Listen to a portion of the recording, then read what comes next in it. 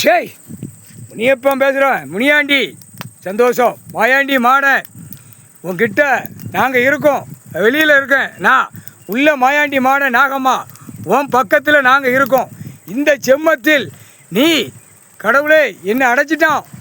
என்ன ஓடும் பாலம் ஆற்றுல, அந்த ஆற்று அரமனையில் என்ன கல் பூரா கட்டையில் வச்சு என்னை அடைச்சிட்டான்.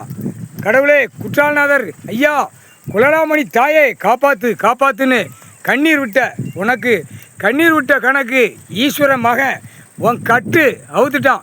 கால் சத்தியம் ஈஸ்வரன் மகன் தான் கட்டு அவுக்கணும். உன்னை வந்து பார்த்தானா? உன்னை வந்து பார்த்தான். அது இப்போ தான் இந்த கணக்கை பார்த்ததும் புரிவான்.